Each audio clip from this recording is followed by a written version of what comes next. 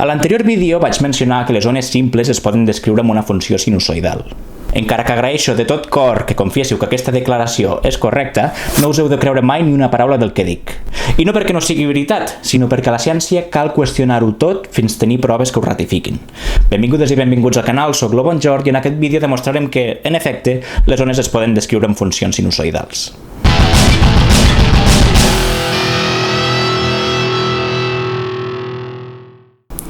Aquest vídeo tindrà una forta component matemàtica, però no tingueu por. Anirem pas a pas i recordeu sempre que les matemàtiques ens temen més a nosaltres que nosaltres a elles. El nostre punt de partida serà l'equació d'ona electromagnètica pel camp elèctric E i començarem per desxifrar l'equació terme a terme. Primerament tenim un símbol en forma de triangle invertit al quadrat, que encara no sabem què és, juntament amb el camp elèctric. Seguidament tenim restant el terme 1 sobre la velocitat de la llum C al quadrat, multiplicant a la segona derivada temporal del camp elèctric i, finalment, aquests termes s'igualen a 0. De tots aquests elements ens cal entendre el símbol triangular nabla al quadrat. Aquest símbol representa l'operador laplacià, que es defineix com la suma de les segones derivades espacials. En 3 dimensions, això equival a la segona derivada respecte a les x, més la segona derivada respecte a les y i més la segona derivada respecte a les z. Aquest operador ha d'anar sempre aplicat a un objecte, de manera que quan escrivim el laplacià juntament amb el camp elèctric, estem comprimint la suma de les segones derivades espacials del camp elèctric. Així doncs, l'equació d'ona electromagnètica es reescriu com la suma de segones derivades espacials del camp elèctric menys el terme proporcional a la segona derivada temporal que ja teníem, tot igualat a 0. Per demostrar el comportament sinusoidal de les ones, no ens cal trobar la solució de l'equació tridimensional pel camp elèctric i podem simplificar el problema a una dimensió per una ona qualsevol. Així doncs, carregant-nos les components i i z de l'equació i substituint el camp elèctric per una funció psi que representa una ona que depèn només de x i del temps i que té una velocitat de propagació arbitrària v, obtenim l'equació d'ona unidimensional. El nostre objectiu en aquest vídeo és resoldre aquesta equació diferencial per trobar la forma explícita de l'ona psi. Necessitem 3 passos per aconseguir resoldre aquesta equació diferencial, però abans hem de tenir ben present la gran diferència entre les matemàtiques i la física en l'àmbit de les funcions. Recordem que una funció és una relació entre dos conjunts, per exemple, la relació entre el conjunt dels nombres reals al mateix conjunt, de manera que tot x pertanyent al conjunt d'origen se li assigna un únic valor del conjunt final. A partir d'aquestes relacions es poden representar comportaments de tot tipus, per exemple, lineal quan a tot x se li assigna una vintena part del seu valor, sinusoidal quan a x se li assigna el valor de sinus de x, o altres comportaments més o menys complicats de tot tipus. Més enllà de veure la seva representació gràfica, el que cal destacar és que a les matemàtiques més fonamentals les funcions estan perfectament descrites quan els arguments x de les funcions són numèrics. Per exemple, per la funció 3x aplicat al nombre 5 s'obté 15, per la funció cosinus de 2x s'obté 1 quan x és pi, i si apliquem la funció exponencial a x igual a 10, obtenim un nombre massa llarg per a que el pugui llegir dignament, però que està perfectament definit. A la física, en canvi, hem de tenir present que existeix el concepte de magnitud, que és una propietat que acompanya moltes de les quantitats físiques. Per exemple, pel cas físic més senzill, el moviment rectilini uniforme, en què x és la velocitat pel temps t, x té magnitud de longitud, t té magnitud de temps i la velocitat té la magnitud derivada de longitud sobre temps. Aleshores, quan tenim en consideració les magnituds, les funcions ja no estan tan ben definides. Podem calcular la funció 3x com la funció que ens dona 3 cops la distància i quan x és 5 km obtenim 15 km, però això no ens funciona tan bé amb altres funcions. Què és el cosinus de 2 pi metres? Què és el sinus d'un quilòmetre? Què significa l'exponencial de 3 metres per segon? Aquestes quantitats, aquestes funcions, no tenen cap mena de sentit. Significa això que no podem utilitzar funcions com el sinus o les exponencials a la física? Evidentment que les podem utilitzar, però ens hem d'assegurar sempre que els arguments de les funcions siguin adimensionals, és a dir, que no tinguin cap magnitud associada. Quan hem d'aplicar mètodes matemàtics, com per exemple resoldre equacions diferencials, és sempre prudent assegurar-nos que les quantitats amb les que treballem no tinguin magnituds que ens portin a funcions no definides. Per tant, el primer pas per resoldre l'equació d'ona adimensional és fer que l'equació tingui magnituds adimensionals. Si fem una anàlisi dimensional a l'equació d'ones, observem que l'equació té les dimensions de psi, que considerarem adimensional per simplicitat, sobre longitud al quadrat, que ve donada per la segona derivada espacial i per la segona derivada temporal multiplicat per 1 sobre b al quadrat. No volem que les derivades ens afegeixin dimensions indesitjades, de manera que definim una quantitat k que té unitats de longitud a la menys 1 i la introduirem dividint al quadrat amb dos costats de l'equació. Aquest canvi ens soluciona els problemes de magnituds, però ens afegeix el terme compost 1 sobre k quadrat b quadrat.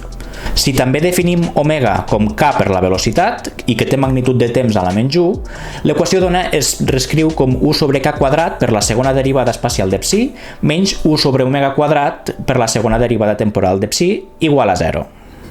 Amb aquests canvis evitarem els problemes de magnituds generades per les derivades. El següent pas és trobar la forma general de la solució. L'equació que hem obtingut abans la podem expressar com tot un operador que aplica a psi. Aquest operador és una resta de quadrats amb derivades segones i això ens ha de fer pensar en la igualtat notable a més b per a menys b, que resulta a quadrat menys b quadrat. Aquesta igualtat es dona quan a la multiplicació terme a terme considerem que a i b commuten i per tant ab és igual a ba, que s'acaben cancel·lant. Aquesta expressió aplica també per derivades, de manera que si substituïm a per 1 sobre k vegades la derivada respecte a x i b per 1 sobre omega vegades la derivada temporal, obtenim aquesta expressió. Per sort per nosaltres, per resoldre aquesta equació, podem considerar que les derivades espacial i temporal commuten, de manera que quan es cancel·len els termes creuats, obtenim justament l'operador de l'equació d'ona. Així doncs, tenim present aquesta igualtat notable, l'equació d'ona es reescriu com el següent producte d'expressions amb derivades primeres. El gran avantatge que ens dona aquesta expressió és que l'equació d'ona de derivades segones es satisfà si la forma de psi pot satisfer també una de les dues expressions de les derivades primeres igualada a 0. Per resoldre aquestes equacions de derivades primeres, proposem que psi sigui una funció amb argument kx més menys omega t. Aplicant la regla de la cadena, la derivada espacial de f és la derivada de kx més menys omega t respecte a x multiplicat per la derivada de la funció respecte al seu argument. El primer terme és simplement k i el segon terme és la definició de la derivada de la funció, de manera que tenim kf'. Passa exactament el mateix amb la derivada temporal de f, amb la diferència que tindrà el signe més menys provinent del seu argument. Fixeu-vos que si substituïm les derivades primeres per les quantitats que hem calculat, la k obtinguda de la derivada espacial es cancel·la amb el terme 1 sobre k i l'omega de la derivada temporal es cancel·la amb el terme 1 sobre omega. A les expressions substituïdes només hi quedarien els f', que restaran i igualaran a 0 només si el signe del terme temporal de l'equació de les derivades primeres és contrari al signe de omega t. Així doncs, si definim les funcions fkx menys omega t i g de kx més omega t, es compleixen les següents dues equacions. Aquestes equacions ja poden tenir interpretació física si tenim en compte com funciona el desplaçament de les funcions. Imaginem una funció de x qualsevol que representem gràficament en vermell. Si a aquesta funció li modifiquem tot a x de manera que passa a ser x menys 3, la nova funció representada en blau és la mateixa que l'original, però desplaçada 3 unitats en sentit positiu de les x. Si en lloc de x menys 3 és x més 3, la nova funció representada en verd és la mateixa que l'original, però desplaçada 3 unitats en sentit negatiu de les x. És a dir, quan se li resten unitats a l'argument, la funció es desplaça en sentit positiu i quan se li sumen unitats a l'argument es desplaça en sentit negatiu. Tornant al punt en què estàvem, si la funció de la solució té un argument en què a la posició se li resta omega t, significa que és una ona que avança en el temps. Per contra, la funció amb argument kx més omega t és una ona que recula. Ambdues funcions són solució de l'equació d'ona i per resoldre l'equació formalment caldria considerar les dues i tenir en compte les condicions inicials. No obstant, per l'objectiu d'aquest vídeo n'hi ha prou en considerar només l'ona que avança. Per tant, considerarem que la forma general d'una ona que avança és aquella funció amb argument kx menys omega t. Això ens porta finalment al tercer i últim pas, que és donar-li un comportament ondulatori a la solució seguint un oscil·lador harmònic. Aquest fenomen es presenta en diferents àmbits de la física. Un d'ells el trobem quan analitzem les forces aplicades a una massa en una molla que hem estirat i hem deixat anar de sobte, de forma que la massa es troba oscil·lant contínuament. Quan la molla està estirada, la molla exerceix una força en sentit contrari per tal de recuperar la forma inicial. I per contra, quan la molla està comprimida, aquesta fa força cap a fora per tal de recuperar l'estat inicial. Aquest comportament ve descrit per la llei de Hooke, que ens indica que la força exercida en la massa per una molla és igual a menys el seu desplaçament multiplicat per una constant de proporcionalitat K. D'altra banda, tenim la segona llei de Newton, que ens diu que la suma de forces aplicades en un cos és igual a la massa per l'acceleració, que hem de recordar que és la segona derivada de la posició respecte al temps. En tenir només una força present, podem igualar amb dues expressions i obtenir la següent equació diferencial.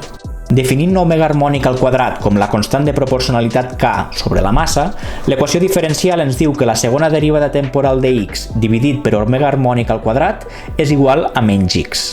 Quan hem de trobar funcions que la seva segona derivada sigui proporcional a la pròpia funció, ens ha de venir immediatament al cap la funció exponencial, perquè té la propietat que la derivada d'una funció exponencial és la pròpia exponencial multiplicada per la derivada del seu exponent. Així, si proposem la funció a exponencial de més menys omega t, on a és una constant que té magnitud de longitud, la segona derivada de x ens dona una expressió proporcional a x, però no podem aconseguir el signe negatiu que necessitem. Té sentit que una funció exponencial no funcioni, ja que segons el signe del seu exponent, la funció és sempre creixent o decreixent, però mai oscil·lant. En el nostre llibre de derivades també tenim les funcions sinus i cosinus, que tenen la propietat que la segona derivada és proporcional a menys el propi sinus i cosinus.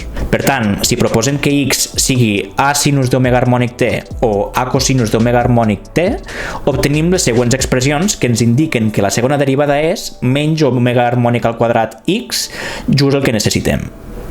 Però quina de les dues funcions hem d'agafar? Doncs ens és indiferent, ja que el cosinus és essencialment una funció sinus desplaçada. Per tant, afegint aquest desplaçament a la solució com una fase phi que suma l'argument, la solució de l'oscil·lador harmònic és una amplitud a multiplicant el sinus d'omega harmònic t més phi. El que necessitem, però, és la solució de l'equació d'ona i que tingui moviment ondulatori tant en l'eix temporal com en l'eix espacial. Sabent que la funció sinus dona comportament oscil·latori, n'hi ha prou en substituir l'argument del sinus per incloure el kx menys omega t que hem trobat anteriorment. Així, obtenim la solució més senzilla, a sinus de kx menys omega t més una fase, on l'amplitud a s'encarrega de donar a l'ona la magnitud física necessària. Hem demostrat, doncs, que una ona senzilla es pot descriure amb una funció sinusoidal i n'hem trobat la seva forma explícita. M'agradaria fer, però, una pregunta per a que em respongueu. Imaginem que utilitzem el nombre imaginari i, que té la propietat que i al quadrat és menys 1. Si introduïm aquesta i a l'argument de l'exponencial que hem utilitzat per intentar trobar la solució a l'oscil·lador harmònic, aleshores la segona derivada ens dona el mateix terme que abans multiplicat per i quadrat i, per tant, aconseguim el signe negatiu que necessitàvem. Així doncs, encara que sigui una funció exponencial, podem considerar a de l'exponencial i omega harmònic t com a solució de l'oscil·lador harmònic? I si és així, podríem considerar la solució a de l'exponencial de ikx omega t com a solució de l'equació d'ona? Quedo a l'espera de sentir les vostres respostes als comentaris. Si us ha agradat el vídeo, deixeu un m'agrada, subscriviu-vos al canal i compartiu el vídeo i ens veiem properament. Adeu, amics!